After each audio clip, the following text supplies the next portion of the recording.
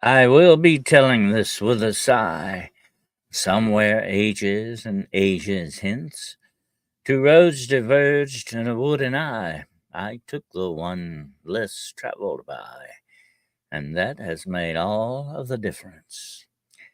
In our lifetime, we may travel many roads, some long and winding, others short and brief, and some roads may lead here from this point to the realms of the unknown. But one road we will all come to face someday, and that is the road less traveled. Hello, ladies and gentlemen. I'm just mixing something up in the lab. Good to have you with me tonight. Welcome to the Road Less Traveled, episode 15. I am your humble host, Dennis Carroll. I will be flying solo tonight. My co host, Mr. Gerald Fountain, is under the weather. We send him my best regards. You are definitely in our prayers. Gerald, we hope you get the feeling better, sir. And we've got a very, very interesting show for you all planned tonight. We're going to be talking tonight about paranormal architecture. Huh? Yes, this is a very interesting. I've been fascinated by it for a long time. It's a very interesting subject. You would not believe how much our paranormal beliefs have affected the very tenets of civilization, like the dwellings and stuff that we live in. We're going to be talking about that tonight, especially about the very strange Winchester house. We'll be doing that one too. We've got a lot of ground to cover tonight. I want to welcome everyone to the uh, to the chat room. Hello, Shiro and Gemini Moon and Ada and Jojo and Demaria and Dawn. Come on in the house. Pull up a tombstone and make yourself at home. Okay, as they used to say on the old horror host shows. I could have been a horror host. I would love to do that. That would be interesting. I don't know. I'd have to come up with some persona like Count Bloodvein or something. Uh, I would really love to do that. That would be fun to do. Introduce the old horror movies for people and have a little fun with it. Definitely. Uh, Hello down and little Kilroy is in the house here. Okay. Yeah, this is a very interesting subject we're going to be covering tonight. Very thorough kind of a subject, and we'll get to it shortly. Got a few announcements to make. Now, Wednesday night on Hunting the Shadows, I will have a special guest, Mr. Bigfoot Michigan Rob, my good friend BMR. Will be on Hunting the Shadows with us. He's going to talk about his new book. Got it right here. Let me show you what we're talking about here. It is True Cryptid Encounters Book 2. Okay. Get that up there where you can see it. I think we got a little glare on it. There we go. This is some fascinating stuff in here. We got some wild stuff that he and I are going to talk about in this book. And you do not want to miss this show. That'll be Wednesday night at 9 o'clock on Hunting the Shadows. Okay. And also, we've got something planned for Paranormal Point of View Friday the 13th at 9 o'clock p.m. You don't want to miss that one, too. Got some interesting stuff for that. And I got another special announcement to make.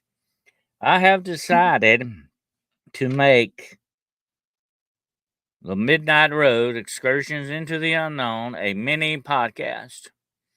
You will be seeing the episodes. They're going to drop the first one this Sunday night.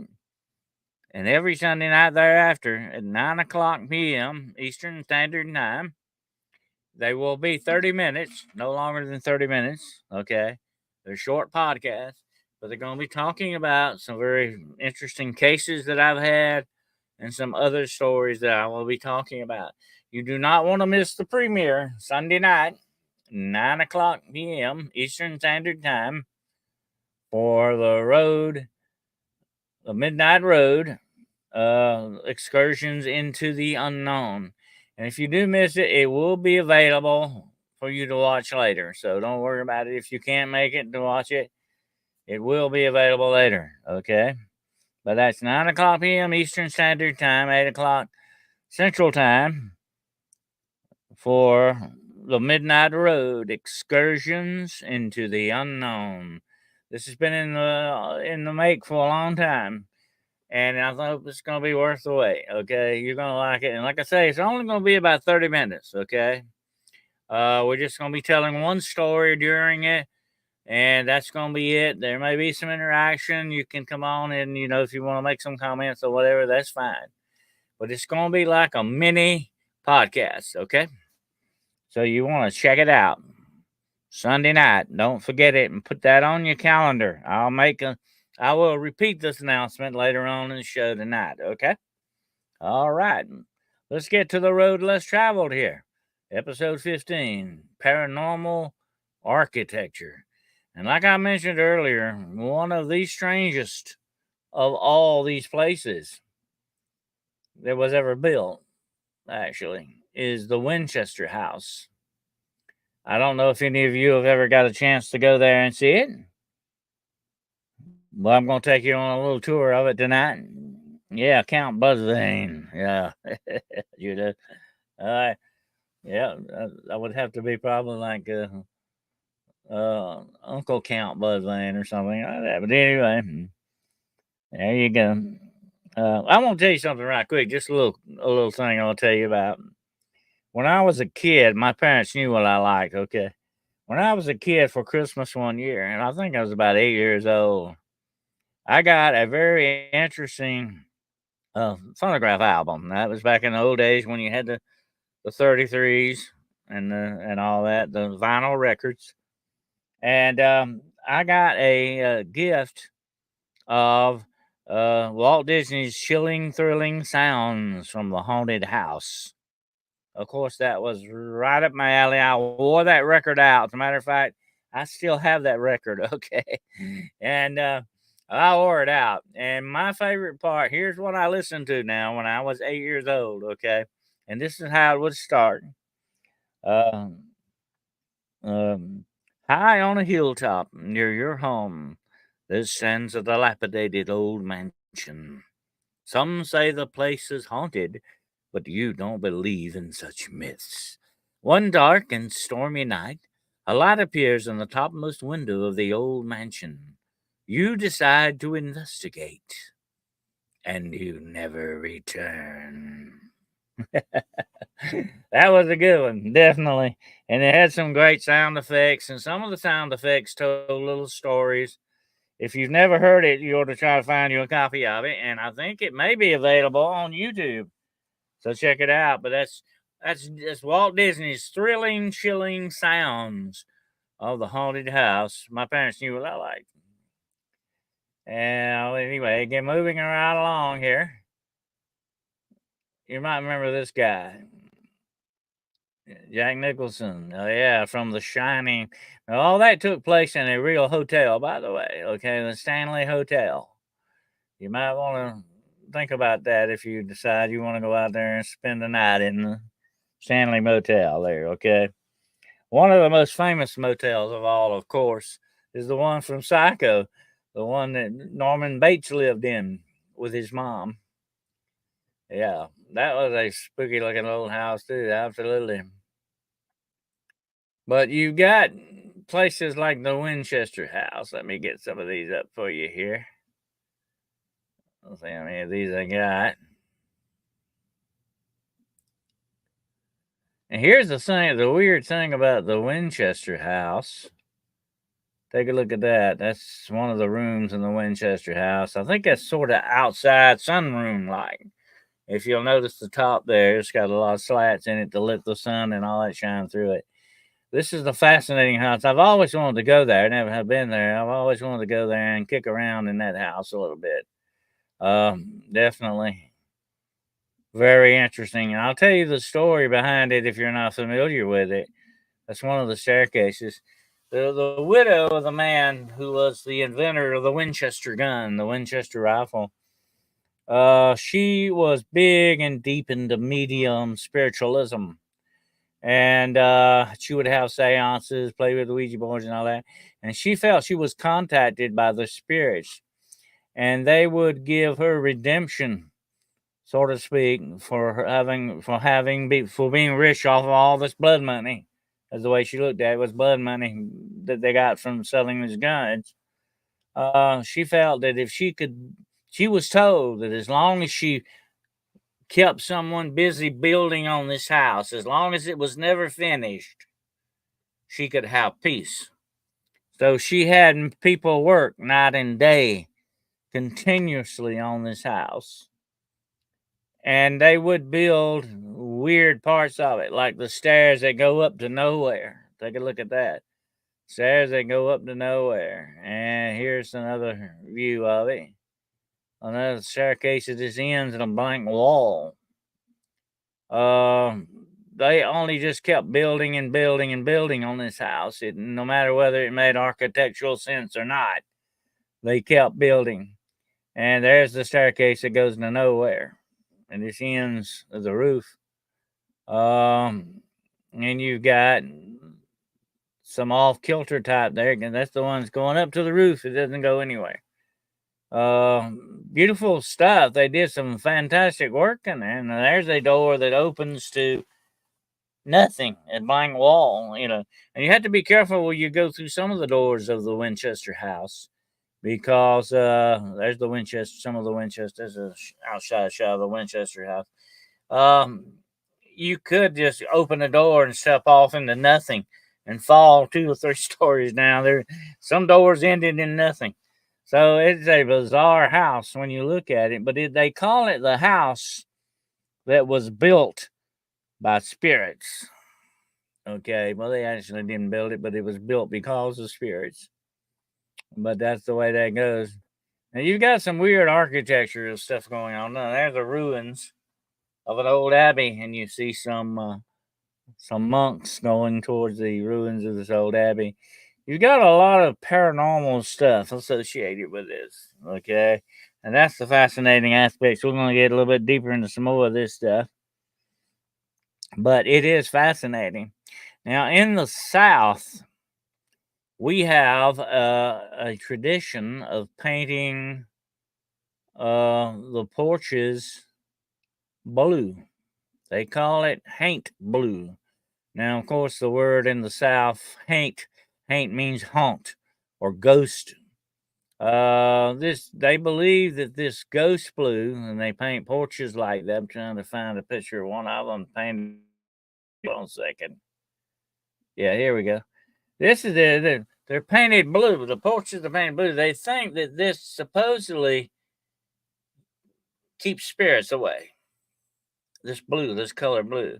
It's supposed to confuse spirits, evil spirits especially. And so that's why they call this haint blue. That's a very interesting architectural feature. And I have seen a lot of porches painted that color. Okay. Matter of fact, I lived in a house one time that had a porch painted that color. Haint blue. And it is sort of it really looks sort of like a watery kind of blue. It's not a robin egg blue or a dark blue. It's a very pale kind of a light blue. Like a very washed out sky blue, you might say. But it's fascinating stuff. Now, they believe that's the belief that they thought that would keep evil spirits out. Okay.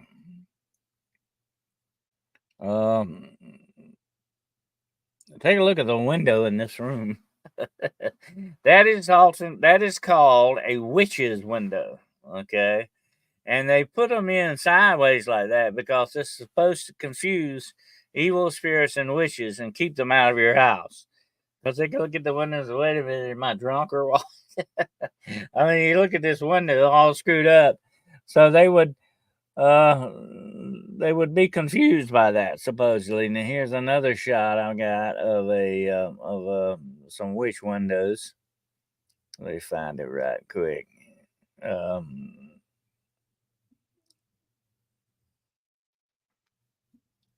Here you go. Take a look at these windows. How off kilter they are. So that's supposed to confuse spirits and witches and all that. They had this big fear of witches and stuff back in the old days.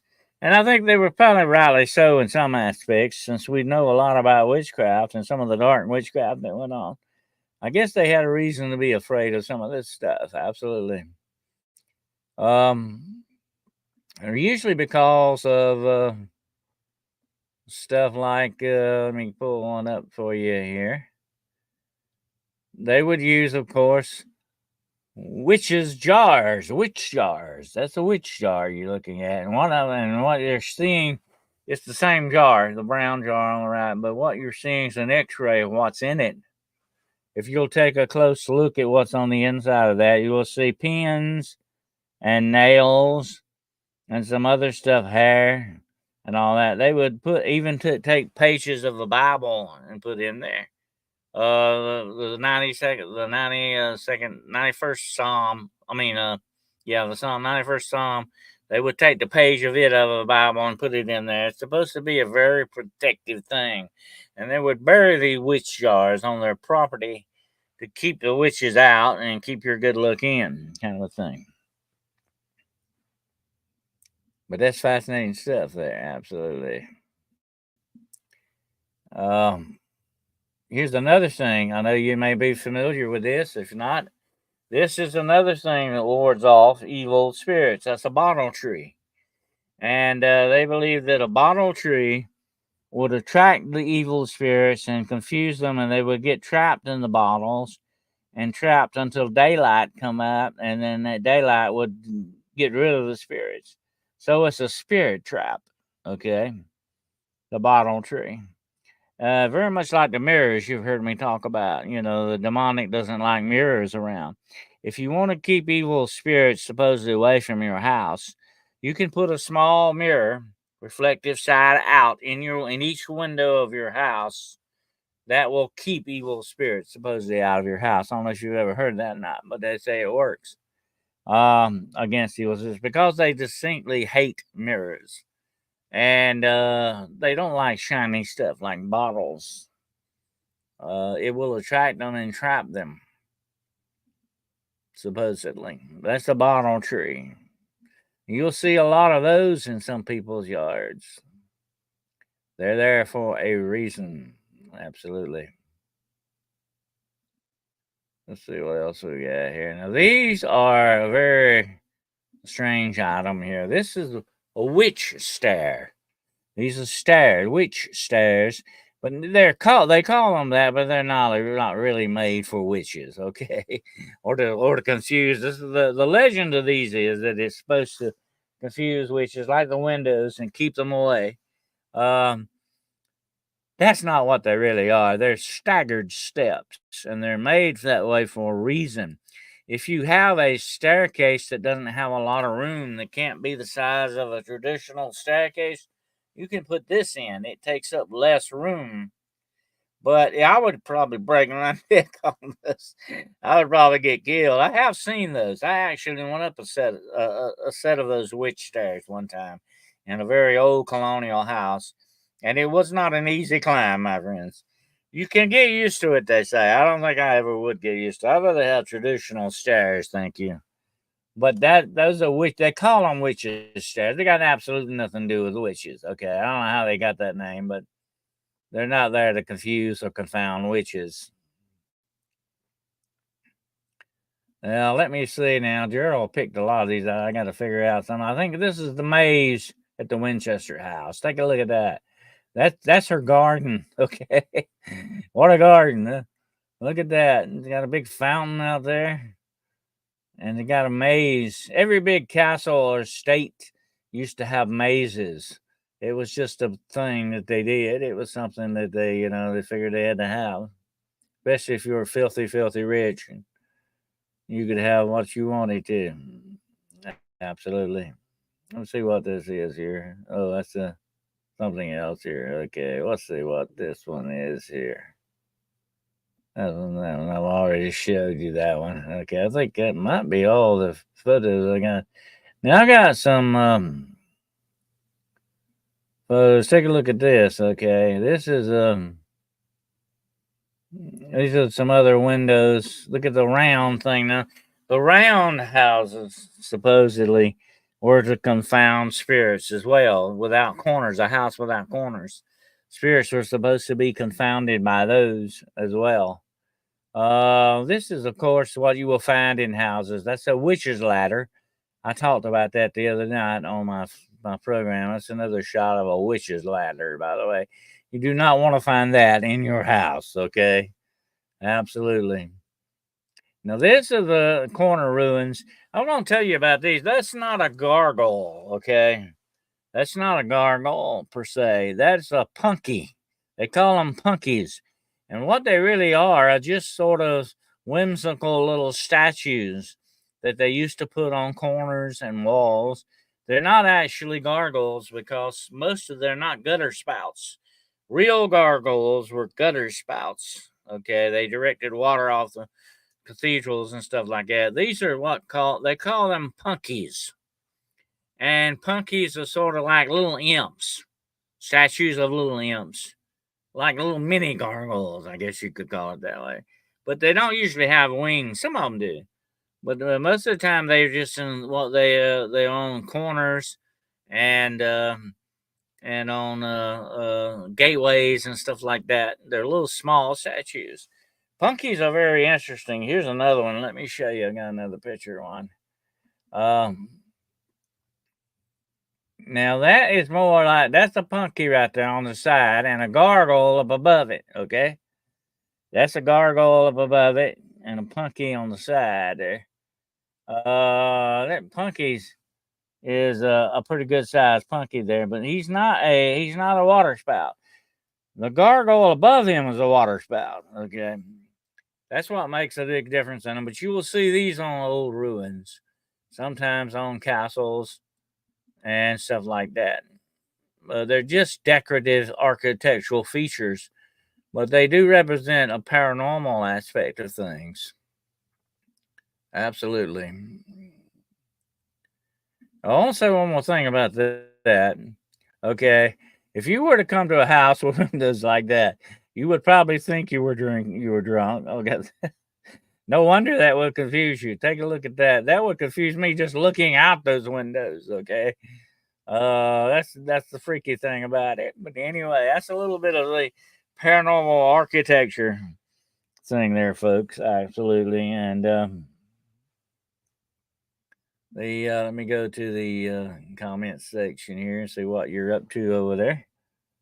Okay, hello, John Fortman. Good to have you here. Or so. You had one of those, did you? Okay. To make a witch jar, you need a personal item from the witch hair and pea nails, cuttings too. Well, actually, what they are protective. They are protective things. What you're putting in there is things to ward off witches and keep them away from you. And the reason you will put human hair in there is so that witches supposedly count stuff, kind of like vampires do.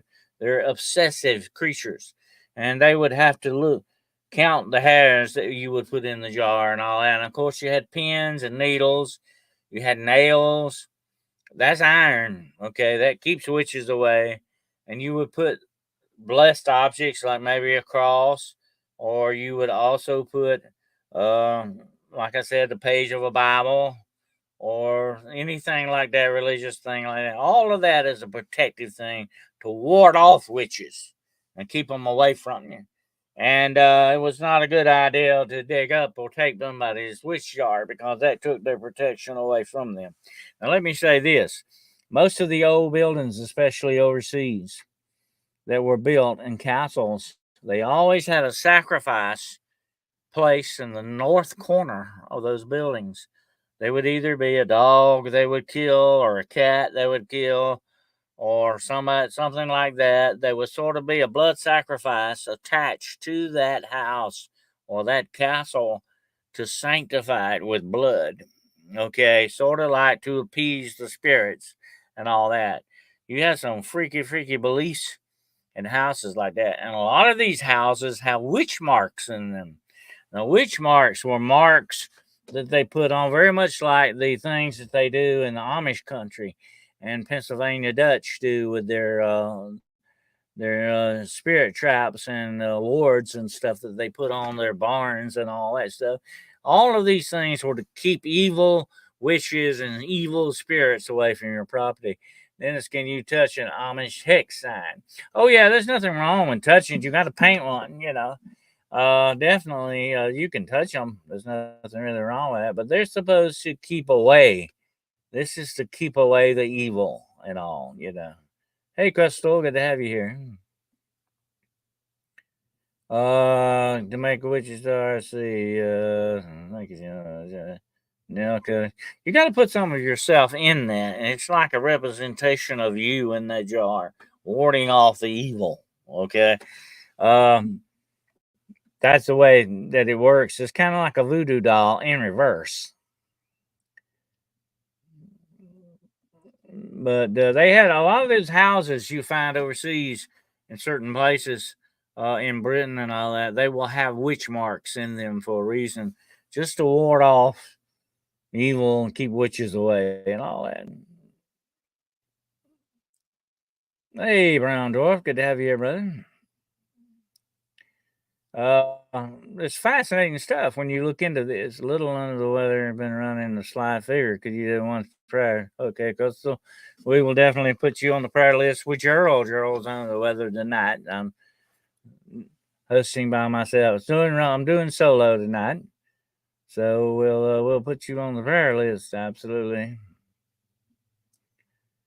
Okay, that's a cool. Amish have anything like that, but they do. Well, the Amish believe big time in hex marks and stuff like that.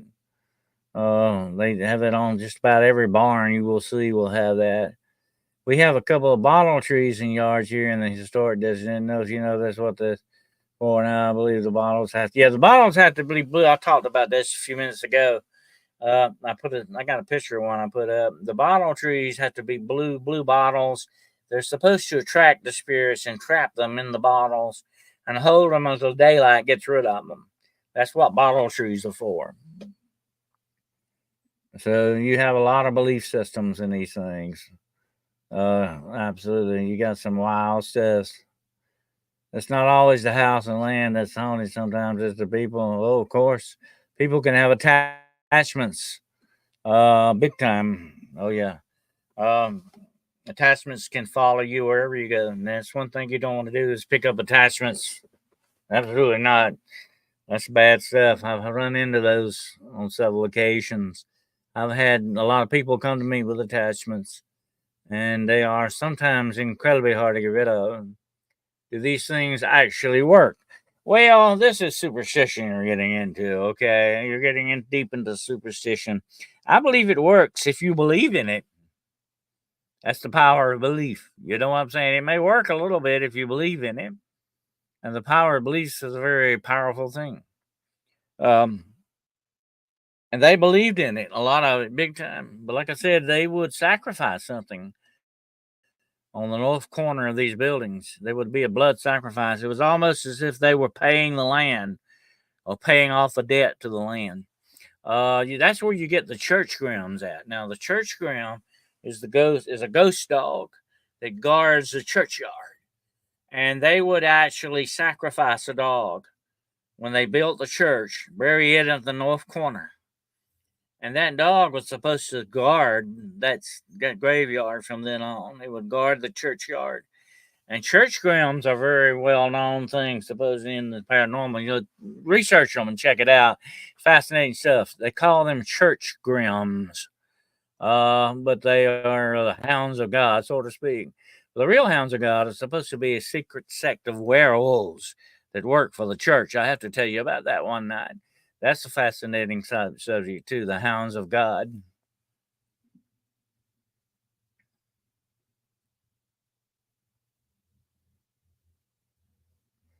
I don't know if that's, to me, that's redundant. You don't use evil.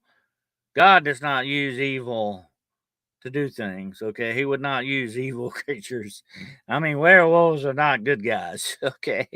Uh, I don't know where they get that one at. That's very strange. I don't think the church would go in cahoots with something like that. Maybe they would. I don't know. Knowing them, they're sort of a bureaucracy.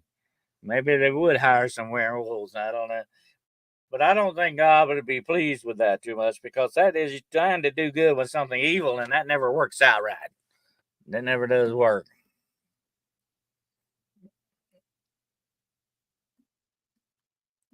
But anyway, I'll tell you about that one night, and also the fact that the CIA has. I'm gonna tell you this right quick, and I know this without a doubt. I can't talk too much deep into this, okay, because it is very dangerous information and dangerous stuff, okay.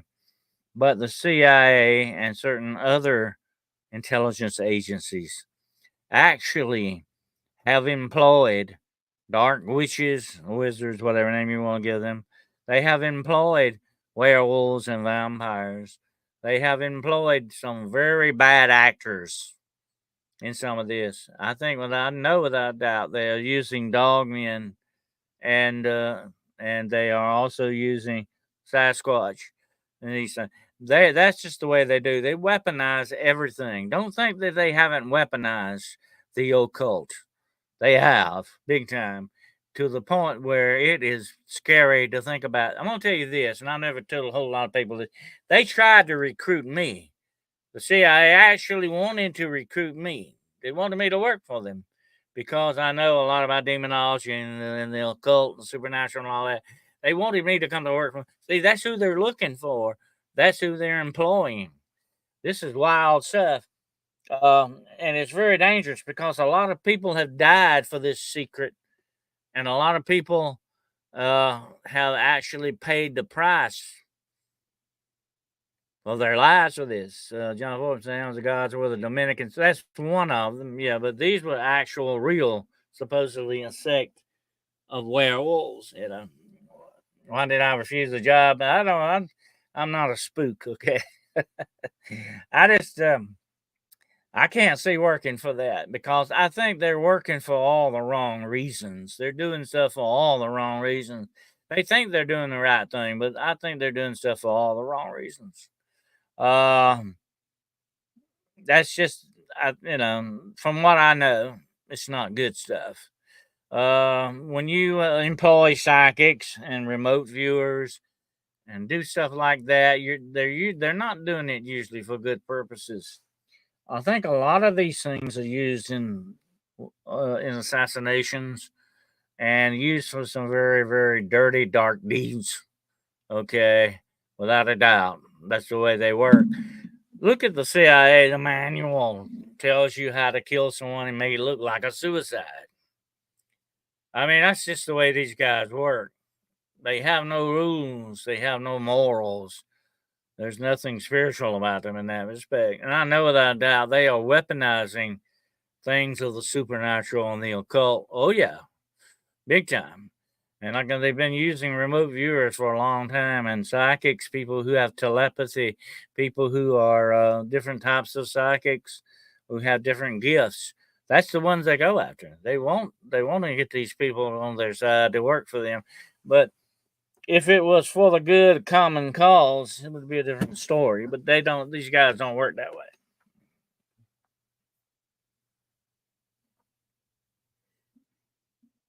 Besides, when you get into stuff like that, John Foreman, you don't usually live very long after that. Some we, you don't, your insurance is not going to cover you too good after that. You know what I'm saying? And that's the way that goes. But I'll talk about that more one night. I had to do a show on that one night. The real secret program behind the company. Okay, and the things that they do are wild. And like I say, they'll stop at nothing to accomplish their goals. And that includes murder, sorcery, witchcraft, whatever. It doesn't bother them. They'll do it. But also, you can look up. I cannot think of the name. There was a case back, I think, in the 1600s of a man who went on a witchcraft trial. They tried him, and he said that he was a werewolf, and he and these other group of werewolves were actually fight demons, and they call themselves the Hounds of God. Uh, look it up. It's very interesting stuff. It's another weird rabbit hole you can go down. That's a scary thought. Just getting terminated once you're no longer useful. Oh yeah, that's the way they use. They use you, and then they don't bother to abuse you. They just get rid of you. I remember a woman who was a witch claimed the Illuminati tried to get her to join and said she turned them down on Facebook. Oh yeah, this stuff goes on. No, I mean, it wasn't. I can't vouch for that, but would not surprise me a bit. No, from what I have found out, it's going on. It's not just supposition; it's the real thing. Were you recruited because of your background in law enforcement plus demonology? Just demonology was no. Well, that's what they talked to me about more or less than anything else. Of course, they knew my background. I am registered with the FBI. They knew all that. But they were just more interested in the demonology and supernatural aspects of the occult and all that. It's not just the demonology. It is the occult and the folklore they were interested in. And that kind of bothers me. Why were they so interested in that? I think that they have opened some doors they wish they should have left closed. I think they're into some bad, bad stuff, folks. And I'm not just talking about political intrigue here, okay? They're into some bad juju. Yes, they go after us, and CIA wasn't supposed to operate on American soil, but they do and counted them. Oh, yeah, they don't care where they operate. And like I say, they use witches, they use psychics. I know without a doubt they use werewolves. That's what I said on Jessica's show one day. What if I were able to turn into a werewolf and I went to the CIA and said, "Hey, I'm a werewolf. I can turn into a werewolf. Can you use me?" Do you think they would refuse? No, no. Oh no, they wouldn't refuse at all, and I'm sure that's going on. I'm sure that's happened. I'm a skinwalker. Can you hire me? Heck yeah, they'd hire you in a jiffy. Yeah, a lot of that's going on. Oh yeah, more than you would believe. Scary to think about. That's the kind of operatives they have out there in the field. Okay, they're not just regular human beings out there. Some things that are inhuman that are, and like I said, the demonic has already. Here, why would I want to go to work with CIA? They're already infiltrated by the demonic. The demonic's already taken it over. They're using them. They've probably got demons who are agents. Okay, without a doubt, that's what's going on. And like I've said before on many occasions, there's so many things out there walking around that are not human beings. Although they might look like it, they're not. And they're the heads of corporations. They're at the heads of military. They're at the heads of schools and churches.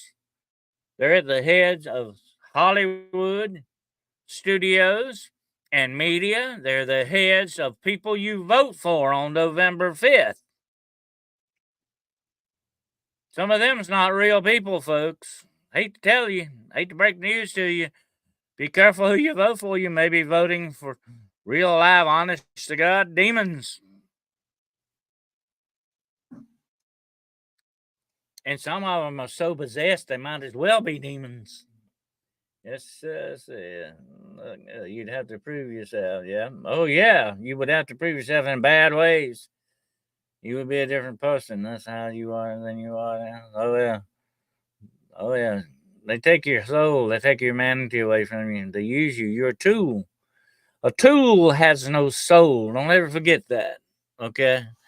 Like if you were a werewolf who wanted to work for say, how would you find an operative high enough up to believe you? Would you be presenting your application? Oh, they would check you out. Okay, if you made that claim, they'd know for a doubt that you are telling the truth. They will check you out, and of course, if you lied, you probably might disappear and never be seen again. But they figured you was a counter agent or something. They get rid of you. You better be telling them the truth. If you do something stupid like that. But I wouldn't want to do it. Like if you were, let's see, if you were, let's see, that long. But anyway, that stuff goes on.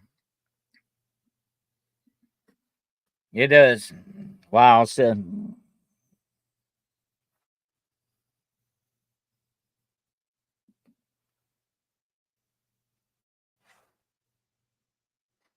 You don't fool around with those guys. They don't play. They don't play with you. You know, I mean, they're not going to tolerate you. There's no tolerance about it.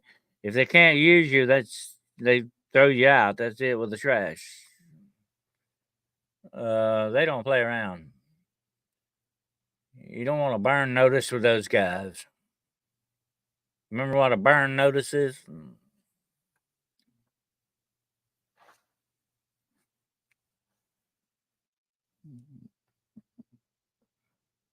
Anyway, it's time for me to make the next announcement. Okay, it's for those people who came in late. Sunday night from now on at 9 o'clock p.m. Eastern Standard Time, 8 o'clock Central Time, I'm announcing a mini podcast every Sunday night. The Midnight Road Excursions into the Unknown. It's going to start this Sunday. I'm going to drop it this Sunday, so be watching for it. It's a mini podcast, okay? It's only going to be about 30 minutes, but I'm going to be telling about some of my cases or some very interesting cases that I have known. I'm going to be doing this every Sunday night, okay? So put that on your calendar. And it's going to be only for about 30 minutes, okay? And if you miss it, you'll be able to find it on the playlist on the Midnight Road Excursions into the Unknown will be on the playlist of Hunting the Shadows YouTube channel. Okay, that's my announcement. So you got something to look forward to on Sunday night. Okay, you want to travel down the Midnight Road with me. Okay.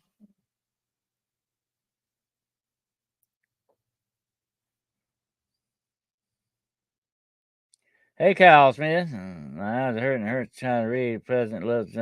Rest your eyes there, Kyle, but open your ears. You can listen to it. Okay. Sounds good. Thank you, JoJo. I hope you'll all enjoy this. It ought to be some very interesting stuff.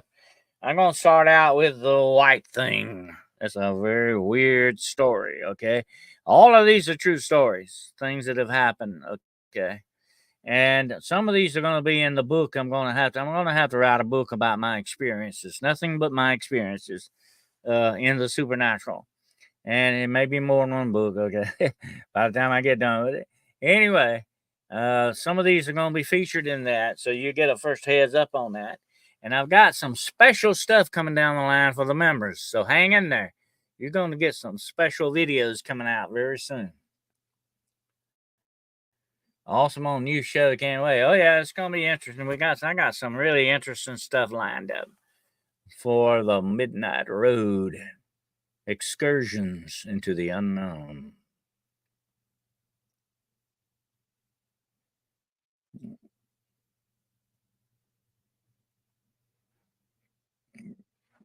But it's only gonna be about like a 30-minute thing, and you will have some interaction. It's gonna be just like a podcast kinda, but it's gonna be short and sweet.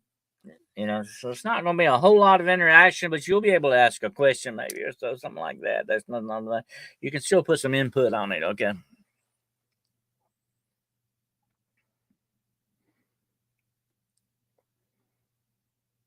But this has been in the works for quite a long time now.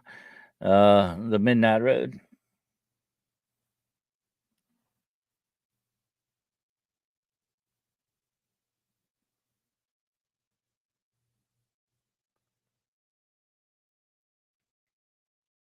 Let me tell you right quick. This is how it starts out, okay?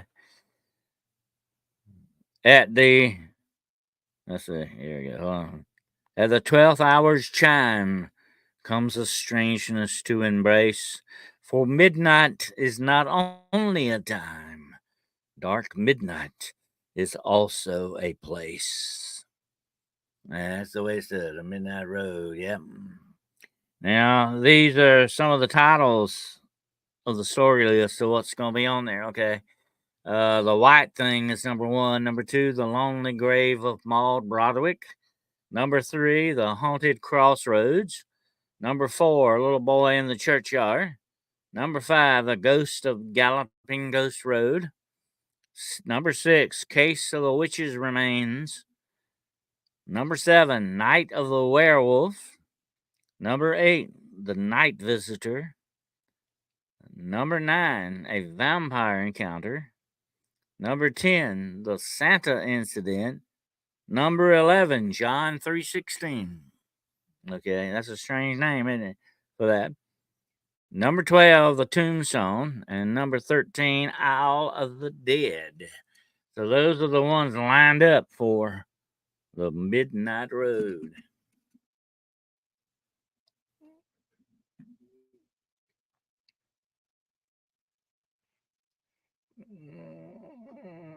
Okay, John Fortman, get ready for it. Get all of you get ready for the journey down the Midnight Road.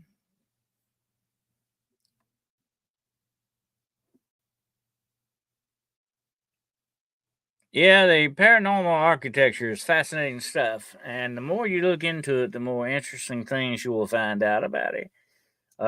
Even there is the fact that some buildings are placed north, south, east, and west for a reason.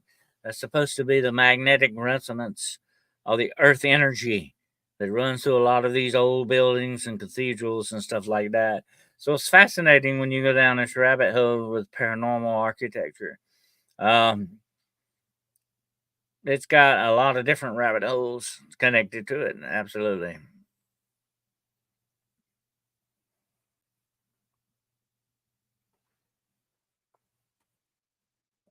But they had a lot, a lot of people do not realize a lot of sacrifices went on back in the day. They would sacrifice a lot of different things and for different reasons.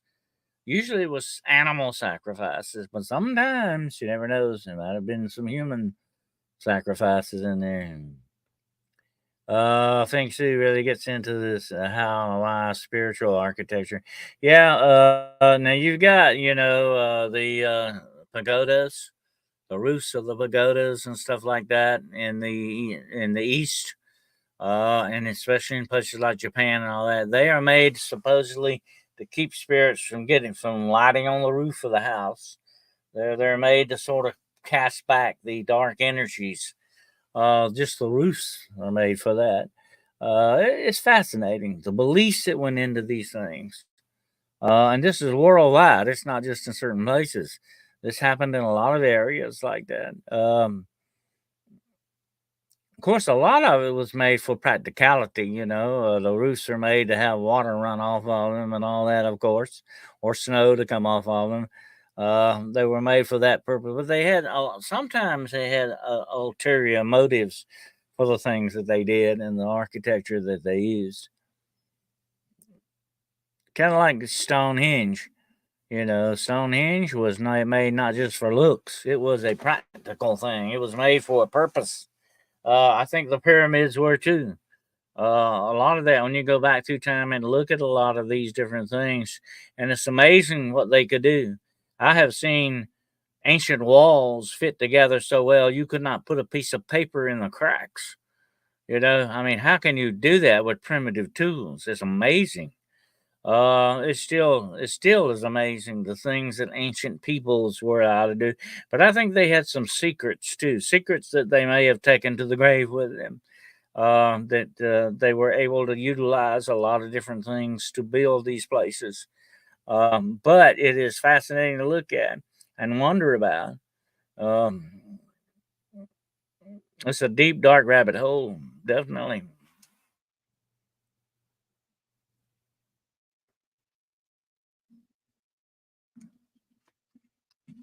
So be careful when you're out there. Make sure you don't find a ghost in the corner.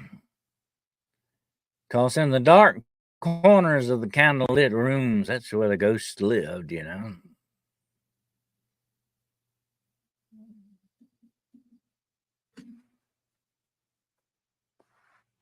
Absolutely.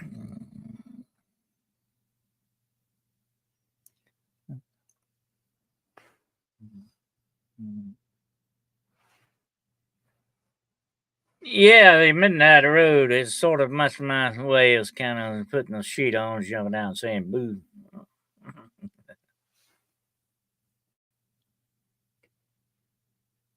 I've got some really freaky stories to tell you.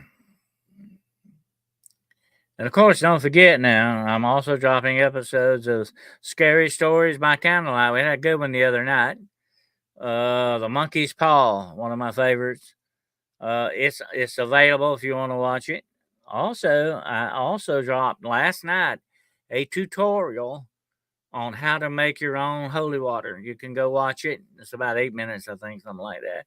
It's a step by step where I lead you through the process of how you make your own holy water and the things you need to do it. If you want to, watch that, it's available on Hunting the Shadows YouTube podcast channel. So go check it out.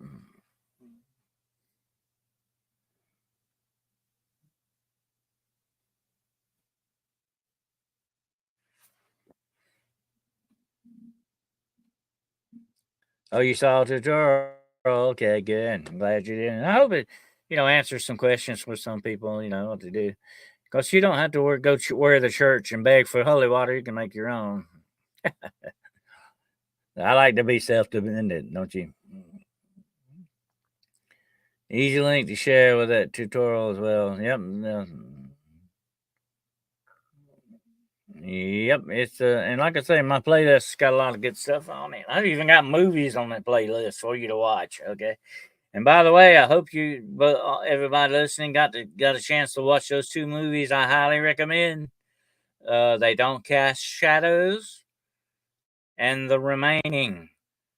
Check them out. You will be glad you did. They are very good movies. Okay, you want some good uplifting movies to watch? There you go. I'm giving you some, and go check them out. And now they Don't Cast Shadows is available on Prime, and The Remaining is available on Tubi. Okay. Leave me 20 miles from the church and back. Thank you. Oh, that's good. There you go. And like I say, making holy water is an act of faith in itself. But you got to have faith to back it up when you use it. Okay. Just like anything else, it all depends on faith. That's where it comes into. And just before dawn, there's a scene where the humans, including the priest, order a corner in the room with a sink, so he starts blessing the water and they come out and squirt. Hell yeah. Well, you remember that happened in Constantine. Constantine actually blessed the water in the reservoir on top of a building, and he turned the sprinkler system on the demons and cooked all of them. That was a good scene in Constantine. But the actual holy water has a couple of, in 2 or 3 ingredients to it. I like to add a little bit of the Florida water, or maybe a perfume or rosemary to make it smell better, more pleasant. It just seems like it enhances it better if it smells pleasant. But of course, you've got the extra virgin olive oil, and you got the sea salt that goes in it. And you don't put very much. Like I said, 3 drops of each will do it. I had to put a disclaimer on there. Do not drink this holy water, okay? Or put it in your eyes. It's not for that, okay? It is for topical use only. I had to put that on there. And I didn't want anybody trying to drink. I don't think it would hurt you, but it would not be good for you to drink it. I just wouldn't do that. I wouldn't recommend that at all. I had somebody ask me, "Can I drink it?" And I said, "No, no, no, no, no, no. It's not a good idea to do that. No, it's for topical use only. Don't put it in your eyes or your ears either. Okay, just put it on your skin." I think on Supernatural they blessed the sprinkler system as well. They probably got that from Constantine. Yeah, I like Constantine. He just does some. I'm gonna tell you something about Constantine, okay? Although he's kind of religious, he's more of a sorcerer in many ways than he is actually, a priest or anything like that. It's a strange dude, but that's a comic book for you. That's the way that goes. What would happen if you bless the ocean? Well, you really can't. Here's the thing about blessing the ocean, it's polluted too much. The thing about, and if you listen to my tutorial, what do I say? You have to start out with purified water that's been purified. You don't just get tap water, okay? You don't. You got to have purified water, and you got to put it in a purified vessel. That's just the way. So you could not do that with the ocean because there's no way it could be purified. You know what I'm saying? So that would be redundant, unfortunately. But now if you could take a certain amount of ocean water, treat it the way it needed to be treated, you could use it. You could do it with, you know, turn it into holy water, but you could not do the whole ocean, I don't think, because it is so contaminated by so much. I mean, the people are dumping sewage in it constantly, uh, amongst terrible other things that they dump in there. It just would not make holy water. Holy water has to be venerated. The veneration of it is what makes it pure and makes it holy. The blessing and veneration of it is what it's all about. But the salt, the sea salt in it, and the blessed oil, those are the very important ingredients that make it holy water as well. Can you add the water from a Rose of Jericho plant? Well, you could, yeah, I guess, but I don't know if the water, how the water you get from the plant would be out of how you get the water out of the plant. Now, Rose of Jericho, I've got one growing in my yard. I don't know how you would get water out of it unless you steep the water in it somehow or another. You could do that maybe. But it's just best to use purified water. You can buy it. You can buy purified water at the store. You just buy it. It's in a container that says purified water. Okay. But you're also purifying it with the salt and the oil, and even a little bit of Florida water in it. You're purifying it that way, and especially you're blessing over it. That's the main thing. When are you going to do the show that shows us how to make it? I know you mentioned in one of your shows. I was just saying there, JoJo, it is available. There's a tutorial available on it right now. I made it the other night. You'll find it on the playlist on the channel on Hunting the Shadows YouTube podcast channel. Go look for it. The tutorial is on there, how to make holy water. I lead you step by step through it and show you how to make it and give you the recipe and everything. So go check it out. Okay, the tutorial is on there. And I would download it and show it to you, but StreamYard won't let me download one that big of a video. It's only 8 minutes, but StreamYard won't handle that. So you go check it out on YouTube. It's there, and it's on in the. It's no problem, Jojo. Just check it out, and you will see the step-by-step instructions on how to do it. I place the plant in the bowl and let it rehydrate, and then I capture the water. It's possible you could do that. I don't know where the Rose of Jericho is considered a holy plant. Rosemary is considered a holy plant. Palo Santo is considered a holy plant. I don't know about the the Rose of Jericho, also called the Rose of Sharon, also called the Confederate Rose. It's got 2 or 3 different names, but I don't know. I don't know if it's considered. I really don't remember hearing of it being considered a holy plant. But I would think the best thing for you to do is just buy you some purified water. Okay, because when you start messing with plants like that, you have to be very careful. Some of them can be very poisonous.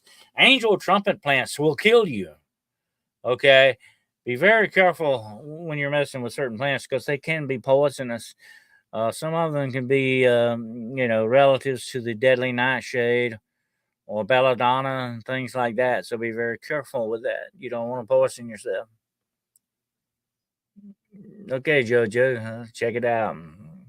I have rosemary. Rosemary is good. I like to. It can be added just a little bit, just a couple. Crumble it up good, and drop it in the holy water too. You can do that for the smell, the pleasant smell to it. But rosemary is considered a holy plant. Okay. It's been venerated as one for thousands of years. Another one is, of course, is frankincense and myrrh, which are considered holy plants as well. But they're kind of hard to come by. Unless you got a little frankincense oil, you can buy that. But anyway, it just depends on what you got. But like I said, the Florida water is just like it's a very good cologne. and you just put about. But it does. Remember now, the recipe is 3 drops of oil, 3 pinches of salt, and 3 drops of Florida water or rosemary or whatever else you want to add to it on that. It's got to be 3 for the Holy Trinity. It's always 3 things. Okay, that's how you commemorate it. And if you go to apply it to yourself or someone, you use the sign of the cross. You do it 3 times. 1, 2, in the name of the Father and the Son and the Holy Spirit. That's the way you bless things. Okay, you do it in threes in that manner. You never know when you might need these. Absolutely, I keep it on hand all the time. It's right here on my desk. I got a couple of bottles of it here on my desk, matter of fact, and I got some back here. I keep my blessed salt handy as well. I always keep it handy, and along with that, I even got some graveyard dirt and dust out there. I got some, they call it bloofer dust, but I don't use that. That's for entertainment purposes only. Okay, I don't use it. That's kind of occultic stuff. The Rose Jericho is a spiritual plant with amazing ability. Okay, well, just be careful because some things you don't know may be poisonous if you use them the wrong way. Goofer dust. Yep.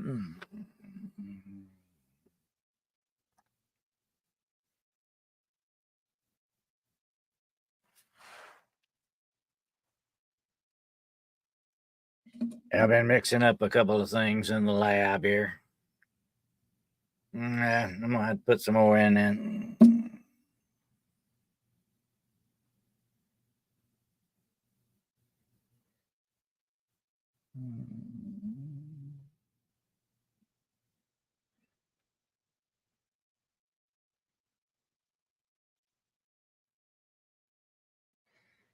But anyway, I hear crickets out there.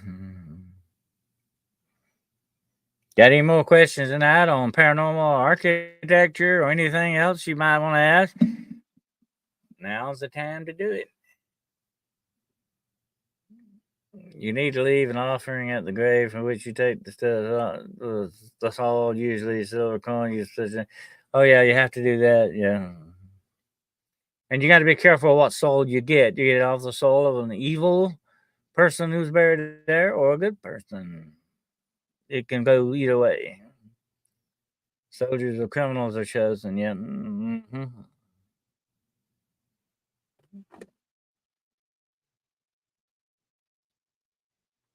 Well, this was actually, I did not collect this myself. This was actually given to me. I don't know why it smells. Oof, smells a little bit like coffee. It's bad smelling stuff. Oof. But I don't use it. Okay. Don't plan on using it. I don't do witchcraft and stuff like that. No, man. No, sir. No, no. Yeah, we call that when you place a plant in a bowl and you use the water. They call that steeping a plant. They kind of keep it in there and it hydrates the plant and all that, and you can do that with roses too. They call that rose water. You'll also be like, oh, yeah. I would not want to fix it as coffee. No, thank you. I think I'd rather prefer my own brand. Thank you. Absolutely. Well, this has been a great show, and I appreciate you all showing up tonight. And don't forget now, Wednesday night, gonna have my good friend here, BMR, Bigfoot Michigan Rob, and we're gonna be talking about his new book, Cryptid Encounters Volume 2. We got some freaky stuff we're going to cover that night about dog men and stuff, so you don't want to miss it. Wednesday night, 9 o'clock p.m. on Hunting the Shadows, okay? And Friday night, we're going to have a special show Friday night, Friday the 13th, okay, on Paranormal Point of View. You don't want to miss that. And be looking for Sunday night, 9 o'clock p.m. Eastern Standard Time, 8 o'clock Central. Be looking for the first edition of The Midnight Road Excursions into the Unknown. I want you all to travel down the Midnight Road with me, okay? I don't want to get lonely now, all right? So you get to travel down the road with me there. Do you have any cases involving ghosts in architecture? Well, like I said, I was attacked by one on a stairwell one night, definitely. But I have actually investigated a house in Charleston that had the witch steps. And but it, like I said, I explained earlier, they're really not any connected to witches. They're not, I don't know how they got that name, but they are freaky steps. They were in a colonial house. I'll have to tell you about that sometime. It was a very, and it had a couple of ghosts in it, and there were like bullet holes in this house from the Civil War. She showed them to me. You could still see where the mini balls were stuck in the walls of this house from the Civil War. That's how old this house was. And it was on the battery of Charleston, South Carolina. It was Rainbow Row, as a matter of fact. That's where all the houses are different colors. And I'd always wanted to get in one, and I got the opportunity one day. Matter of fact, I was walking by this woman's house. I was down in Charleston, had another guy with me, and we had a shirt on. I had a shirt on. It said, the paranormal group that I had, which was at that time was CPI, Carolina Paranormal Investigations. And she said, I got one of those. I was walking by. She was just out in the front sweeping the yard or something. And I said, ma'am, I didn't know what she was talking about. She said, I got one of those. I thought, just shirt, t-shirt. How could you have one of these t-shirts? She said, no, I got a ghost. And I said, well, hold on. Tell me about that. I want to know about that. And so that's how I got started. I'll tell you the whole story one night. It's fascinating. And those houses are worth millions of dollars.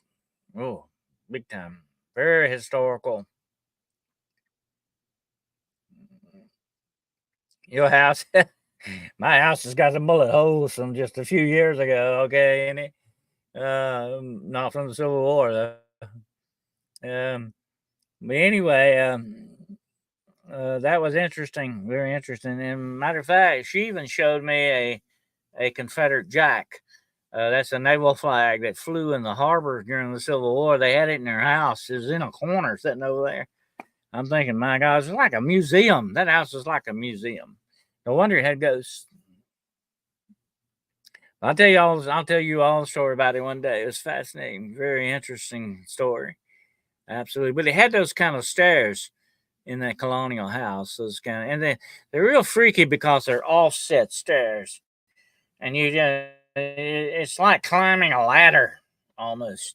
But really, they call them witch stairs, but they really have nothing to do with witches. They're not made for that purpose. They're just staggered stairs because usually they're in a small place and they can't have a regular set of stairs. You have those kind. I would not like them though. I would probably end up breaking my neck on the way they were laid out. Hey, hello, Rebel. You're going to have to go back and watch the show, buddy. Oh, 3 people died in my house during his boarding house days. Oh, yeah. Ooh. When the store district was a ghetto, my house was built in 1886, huh? Well, a lot of history to that. Might come out one night and bother you. You never know. Sometimes when you think you're alone, you're not. All right. The way it goes. All right. Well, I appreciate you all being here tonight. Hopefully, Gerald will be over the weather next time it's 100. We'll have them on our prayer list, and Crystal asked to be on there as well. And I will definitely put any of you on there that think you need it. Absolutely. And I appreciate you all being here tonight. And it's been a fascinating story. And like I say, investigate this some more. Do some research on this paranormal architecture. It's fascinating stuff. It goes very deep. My favorite is the Hank Blue porches. Okay, the Hank Blue. I've seen a lot. I lived in a house one time that was painted with a Hank Blue porch to keep the ghosts away. It didn't work, by the way. The ghost still showed up. Connected to a serial killer, huh? Ooh, you got a dark place to live. Be very careful there. Absolutely. Sometimes these things not just seep into the house and the woodwork and all that. They get into the ground underneath that house. There can be some dark spiritual staining that goes on in places like that. Absolutely. Especially where there's been murder and stuff committed. Absolutely. All right. Well, I appreciate you all being here tonight and be watching for all this stuff coming down the line. I'll see you, Lord willing, and the creeks don't rise, Wednesday night, 9 o'clock, with my good friend BMR. We're going to be talking dog men and who else and weird stuff going on in the graveyards, okay? So be here for that. And until we get together again, just remember, next time the road less traveled will be waiting for you. Be sure to take it, okay? And keep your head on swivel out there and an eye on your six. Be careful. And until we get together again, my friends, God's speed.